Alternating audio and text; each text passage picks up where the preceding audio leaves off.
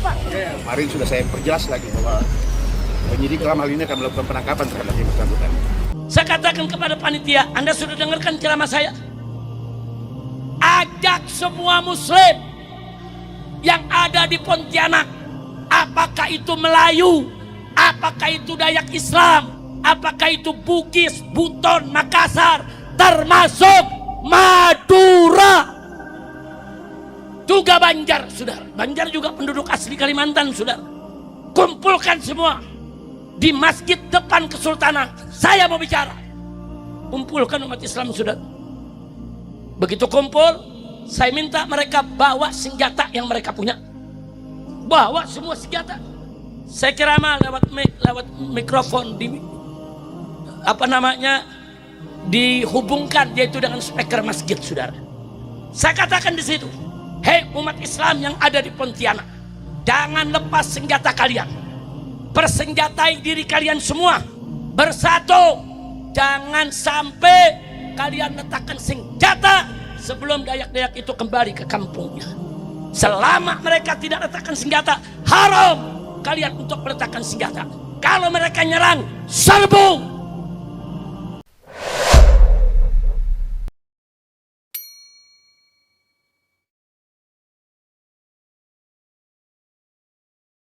Assalamualaikum warahmatullahi wabarakatuh, sahabat santri yang dirahmati Allah. Ketemu kembali dengan channel ini.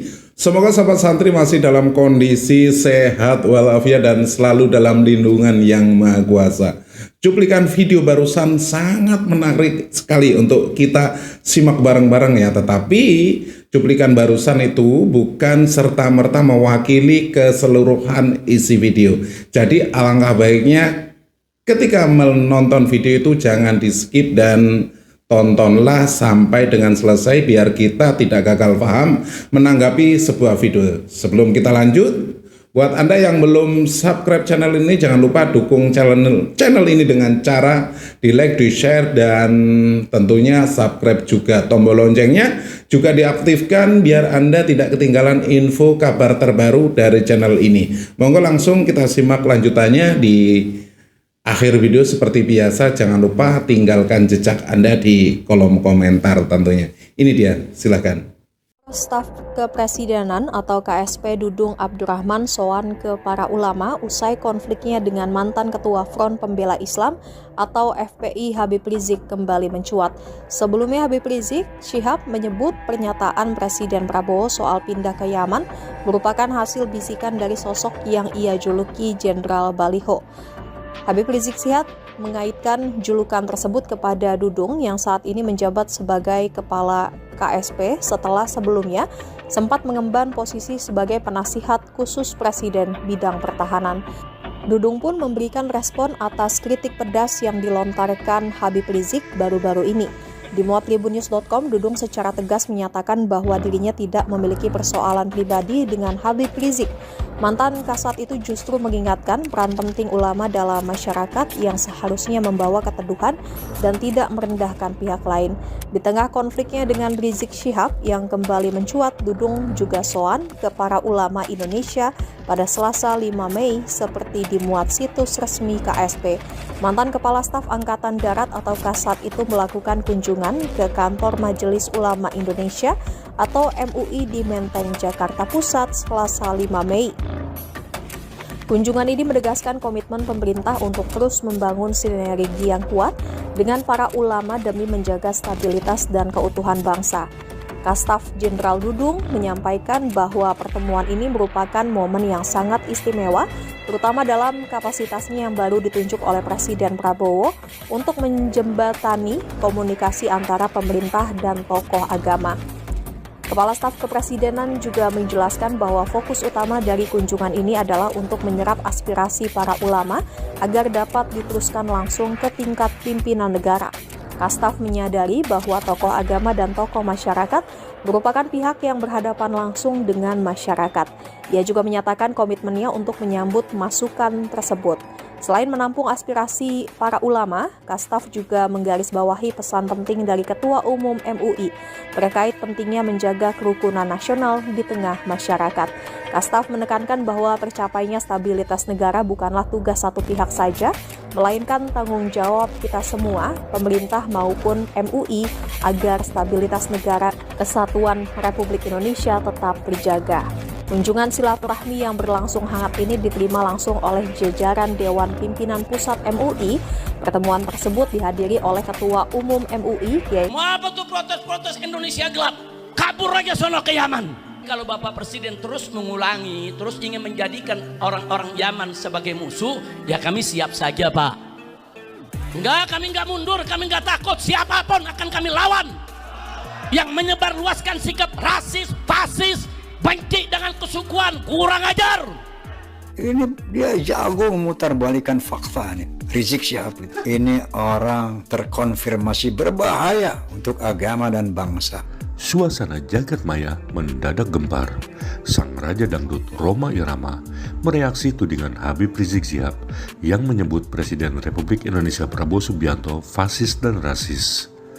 Melalui unggahan di akun Instagram pribadinya, @Rhoma_Irama, pada Jumat 8 Mei 2026, pelantun lagu Begadang ini melontarkan kritik pedas yang menghujam langsung ke arah Rizik Syihab. Dalam video berdurasi kurang dari 2 menit itu, Rhoma awalnya menyoroti pidato Presiden Prabowo Subianto yang sempat menyinggung soal kabur ke Yaman. Menurutnya hal itu adalah sinyal kuat bahwa keresahan masyarakat terkait isu Nazab telah masuk ke telinga penguasa. Menanggapi hal tersebut, Rhoma balik menyerang tudingan rasis yang dilontarkan Habib Rizik Syihab kepada Prabowo. Ia justru mempertanyakan siapa pihak yang sebenarnya memelihara sikap rasisme di tanah air. Saya akan mereaksi ucapan Presiden Prabowo yang mengatakan kalau mau kabur aja ke Yaman, gitu kan. Ini satu indikasi bahwa isu Nazab yang meresahkan umat, meresahkan bangsa telah sampai ke istana. Kemudian direaksi oleh saudara Muhammad Rizik Syihab dengan berapi-api. Selanjutnya saya ingin mereaksi saudara Rizik Syihab bahwa menuduh Prabowo fasis, rasis. Yang rasis Prabowo apa Mbak Alawi? Buktinya mana? Mbak Alawi itu rasis. Perempuan-perempuan Mbak Alawi haram dinikahi oleh pribumi. Kemarahan Rhoma memuncak saat menanggapi pernyataan Habib Rizik Syihab yang menyebut bahwa bangsa Indonesia harus berterima kasih kepada kaum Ba'alawi. Baginya, logika tersebut telah terbalik. Yaman itu bukan musuh bangsa Indonesia. Wali Songo itu saudara dari klan Ba'alawi, ulama Yaman, kakek moyangnya dari Yaman yang mengislamkan Indonesia, saudara. Habaib, saudara, yang datang mengislamkan Palembang, yang datang mengislamkan Kalimantan, mengislamkan Sulawesi, mengislamkan Maluku, mengislamkan Irian, habaib yang datang dari Yaman. Mestinya kau bersyukur, berterima kasih, bangga kepada keturunan Yaman di negeri ini, saudara. Ini rasis pakai banget. Rizik kemarin bilang, bangsa Indonesia harus terima kasih kepada Ba'alawi. Ini kan kurang ajar. Kalau dia ngomong tuh kurang ajar. Kalau gue kurang ajar. Hei, lo Ba'alawi mesti terima kasih kepada Indonesia. Kalian tinggal di sini, Masya Allah. Negeri yang gemah ripah loh, jinawi. Coba ente tinggal di Yaman, di Tarim, yang ente puja-puja sebagai negara yang luar biasa. Oke, kesana lagi. Di akhir video, Rhoma bahkan mengeluarkan sindiran telak dengan menyebut Habib Rizik Syihab sebagai sosok yang pandai memutarbalikkan fakta. Habib Rizik Syihab katanya jago memainkan peran bak seorang aktor film. Dirinya pun menilai Habib Rizik Syihab adalah orang yang sangat berbahaya. Ini dia jago memutarbalikkan fakta nih, Rizik Syihab. Ini aktor nih orang, aktor benar-benar. Cuman aktor antagonis. Kalau Rhoma film masih ada deh, gue kontrak juga. Buat peran penjahat cakep banget. Ini orang terkonfirmasi berbahaya untuk agama dan bangsa. Untuk persatuan dan kesatuan bangsa. Saya yakin dengan Pancasila, ya, yang mempersatukan bangsa ini. Saya yakin rakyat Indonesia akan tetap bertahan, akan tetap menjaga agar isu-isu, berita-berita hoax yang mengganggu stabilitas nasional ini jangan hanya nakut-nakutin aja, ya jangan hanya memprovokasi. Saya izinkan Habib masuk ke semua penjuru Jawa Barat, masuk ke Banten, masuk ke Kidul, masuk ke Pamengpeuk Garut, masuk ke Tasik, masuk ke Cirebon, seluruh daripada tanah Pasundan ini, karena Habib keluarga Nabi, karena Habib yang miliki ini tanah. Berasal dari mana? DNA-nya dari mana? Genetikanya dari mana? Ini adalah sebuah upaya sistematis untuk apa? Untuk menghilangkan ikatan emosional, terutama orang Sunda dengan leluhurnya. Kemudian orang lain datang dari negara lain ke sini, tiap hari membanggakan leluhurnya, tiap hari bercerita keunggulan leluhurnya, tiap hari kita harus mendengarkan riwayat-riwayat leluhurnya. Setelah itu kita bermahabbah pada mereka, menghormati mereka, mendewa-dewakan mereka, dan kita menganggap diri kita lebih rendah dari mereka. Dan tak terasa domba kita kirim, uang kita kirim untuk mendapatkan air putih agar kita usahanya lancar. Kita keluarkan uang demi mereka, dan kita semakin direndahkan martabatnya sebagai suku dan sebagai bangsa. Padahal mereka makan setiap hari dari kita. Cerita-cerita dalam setiap hari yang kita dengarkan adalah cerita hebatnya leluhurnya orang lain, solehnya leluhurnya orang lain. Dan saya katakan, leluhur kita lebih soleh dibanding leluhur mereka, leluhur kita lebih baik dibanding leluhur mereka, leluhur kita lebih beradab dibanding leluhur mereka, leluhur kita lebih dekat dengan Hyang Tunggal, dengan Allah Subhanahu wa Ta'ala dibanding leluhur mereka. Sifat yang rendah diri ini berdampak pada apa? Kehilangan identitas diri. Yang hilang adalah pertama, keterikatan dirinya dengan leluhurnya. Dia hilang keterikatan dengan ibu dan bapaknya. Dia hilang keterikatan dengan kakek dan neneknya. Dia hilang keterikatan dengan buyutnya, dengan baunya, dengan janawarengnya, dengan udeg-udegnya, dengan kaisiurnya terlalu jauh. Anak-anak kita hari ini tidak tahu siapa nama buyutnya. Anak-anak kita hari ini tidak tahu dia leluhurnya siapa. Hei anak-anak Abah, bangun kalian semua. Lihat apa yang disampaikan oleh Pak Prabowo Subianto. Hah? Kau pulang aja sana ke Yaman. Ini jelas, menurut saya pribadi, menyinggung Anies Baswedan. Seperti ini kita minta, ya mari kita menyadari semua itu manusia kan tidak luput dari kesalahan juga. Nah, makanya kita imbau, mari kita berbaik, kita bersatu, kita bangun bangsa ini bersama-sama. Jangan ada perpecahan lagi. Cuma itu aja pesan saya sebagai ketua umum. Saya yakin Pak Amin Rais itu, dia pasti setelah dia mendengar ini, dia akan menyadari. Nah, kalau ke ranah hukum kita belum, tapi kita memberi pesan kepada beliau bahwa jangan seperti itu lagi lah. Mari kita bangun bangsa ini bersama-sama. Dan setuju ya kawan-kawan ya? Setuju. Saya rasa itu. Apakah dari Rampas sendiri mensuan ke Amin? Kenapa tidak? Ya namanya kita manusia ciptaan Allah Subhanahu wa Ta'ala. Semua kesalahan itu ya, kalau kebaikan ya harus kita lakukan kebaikan. Kita bangun bangsa ini bersama-sama di bawah pemimpin kita, yang pemimpin yang selalu setia pada bangsa dan negara, yang selalu setia kepada rakyat, Haji Prabowo Subianto. Karena saya tahu Bapak Presiden itu memang dia cinta kepada rakyat, bangsa dan negara. Dia nggak mau berkhianat sama rakyatnya. Itu pesan saya sama Pak Amin Rais. Pak Amin Rais, pesan kami dari Rampas Setia 08, dari DPP dan dari seluruh Indonesia, pesan kami, ayo Pak Amin Rais, kita bangun bangsa dan negara ini bersama-sama. Jauhkan perpecahan, jauhkan kebencian, jauhkan fitnah. Itu pesan dari ketua umum. Kalau pesan saya dari Ferry Amsari tidak ada pesan, itu memang otaknya otak tai itu. Comber itu manusia itu. Ya harapan kita ya itu, mari kita bangun bangsa ini bersama-sama. Saya yakin Pak Amin Rais itu orang baik. Itu aja. Kalau Ferry Amsari sendiri saja dia tidak ingin berklarifikasi atau minta maaf, apa yang dilakukan oleh Rampas sendiri? Ke jalur hukum kan? Oh nanti ke depan, itu akan kami pikirkan ke depan lagi nanti itu. Dia banyak kesalahan Ferry Amsari, banyak video-video sama kami simpan. Tunggu waktunya aja Ferry Amsari. Apa bisa dibilang Meriam Sari ini adalah salah satu tim sakit hati pasal pemilih? Oh udah jelas, memang dia memilih yang sebelah karena nggak ada menang pemilih dia ya sakit hati. Ya dia memang provokator terbesar di bangsa dan negara ini.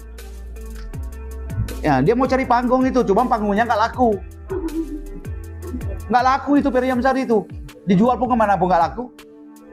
Kerjanya kayak mulutnya kayak mulut perempuan, merepet aja di mana-mana. Benar nggak? Jadi pesan saya, Meriam Sari, memang otak kamu tuh isinya comberan semua itu. Nggak ada. Yang dilakukan presiden itu cuma kebaikan dan kebaikan untuk rakyat. Kalau di mata Meriam Sari, semua jelek. Semua salah. Kayak dia aja malaikat, kayak hebat banyak. Jadi pesan ketum itu aja. Saya sampaikan Pesan buat masyarakat dari Rampas sendiri. Pesan saya menghimbau seluruh saudara-saudara saya dari Sabang sampai Merauke, sebangsa dan setanah air. Saya mengajak kepada saudara-saudara saya, mari kita bangun, mari kita kuatkan persatuan kita terus. Walaupun kita berbeda suku, tetapi yang menyatukan kita adalah NKRI. Bang, kayaknya benci banget sama LSM antek-antek asing itu. Begini, satu hal yang harus kita sadari. Indonesia ini dijajah ratusan tahun, itu bukan sekedar untuk menguasai wilayahnya, tapi untuk memastikan negeri ini tetap jadi pemasok bahan mentah bagi industri negara-negara maju. Setelah kita merdeka, pola itu tidak pernah hilang, hanya berganti bentuk dia. Dari penjajahan fisik menjadi dominasi ekonomi, perdagangan, teknologi, dan opini global. Teori dependensi menjelaskan bahwa negara berkembang seperti Indonesia ini akan selalu dikunci agar tetap menjual murah bahan mentahnya dan membeli mahal barang jadi dari negara maju. Karena itu, setiap kali Indonesia mencoba untuk naik kelas, seperti sekarang ini nih, lewat kebijakan hilirisasi dan industrialisasi, resistensi pasti muncul. Contoh nih, ketika Indonesia menghentikan ekspor nikel mentah agar diolah di dalam negeri, apa yang dilakukan Uni Eropa? Kita digugat ke WTO. Kenapa? Karena kepentingan industri mereka terganggu. Mereka pusing mau dapat di mana lagi nikel mentah yang murah meriah kalau Indonesia tidak mau jual. Nah, ini membuktikan bahwa selama Indonesia hanya jadi pemasok bahan baku, semuanya akan dianggap baik sama mereka. Tapi saat kita mulai membangun kekuatan industri sendiri, seperti yang dilakukan oleh Presiden Prabowo saat ini, tekanan dari mereka pasti datang. Dalam geopolitik modern, tekanan itu tidak selalu lewat militer. Teori soft power menunjukkan pengaruh bisa masuk lewat media, lembaga donor, NGO, riset, hingga pembentukan opini publik. Ya, tidak semua NGO bermasalah, banyak yang bekerja untuk kepentingan publik. Tapi publik juga tidak boleh naif bahwa sebagian bisa menjadi saluran kepentingan donor asing itu. Pola ini selalu terlihat kok. Setiap Indonesia mendorong proyek strategis, hilirisasi atau penguatan industri nasional, selalu muncul narasi masif yang menggiring opini seolah-olah kebijakan itu pasti gagal, pasti salah, atau pasti merusak lingkungan. Nama masyarakat adat dijadikan tameng. Kritik itu penting, tapi publik harus cerdas membedakan mana kritik konstruktif dan mana framing yang melemahkan kepercayaan bangsa pada kemampuannya sendiri. Logika sederhananya begini, kalau Indonesia mengolah sumber daya alamnya sendiri, membangun industrinya sendiri, dan lepas dari ketergantungan impor, maka pasar negara-negara maju itu akan menyusut dan pengaruh mereka melemah. Karena itu, tantangan terbesar kita bukan hanya tekanan dari luar, tapi apakah kita cukup solid di dalam negeri untuk menjaga kepentingan nasional kita. Bangsa besar itu tidak lahir dari mental menjadi pasar selamanya, tapi dari keberanian menguasai sumber dayanya sendiri dan percaya pada kekuatannya sendiri. Begitu kira-kira. Thank you. Saya katakan kepada panitia, Anda sudah dengarkan ceramah saya? Ajak semua muslim yang ada di Pontianak, apakah itu Melayu, apakah itu Dayak Islam, apakah itu Bugis, Buton, Makassar, termasuk Madura. Tuga Banjar, saudara. Banjar juga penduduk asli Kalimantan, saudara. Kumpulkan semua di masjid depan Kesultanan. Saya mau bicara. Kumpulkan umat Islam, saudara. Begitu kumpul, saya minta mereka bawa senjata yang mereka punya. Bawa semua senjata. Saya kira lewat mikrofon dihubungkan yaitu dengan speaker masjid, saudara. Saya katakan di situ, hei umat Islam yang ada di Pontianak, jangan lepas senjata kalian. Persenjatai diri kalian semua, bersatu. Jangan sampai kalian letakkan senjata sebelum Dayak-Dayak itu kembali ke kampungnya. Selama mereka tidak letakkan senjata, haram kalian untuk meletakkan senjata. Kalau mereka nyerang, serbu. Matanya buram, Indonesia gelap. Indonesia terang. Ada yang mau kabur. Ada yang mau kabur, kabur aja. Kok kabur aja ke sana? Mungkin ada yang mau kabur ke Yaman. Silakan. Mau kabur kemana? Hei orang-orang pinter, bukalah berita, lihatlah. Kita ditempatkan sebagai negara yang paling aman di dunia sekarang.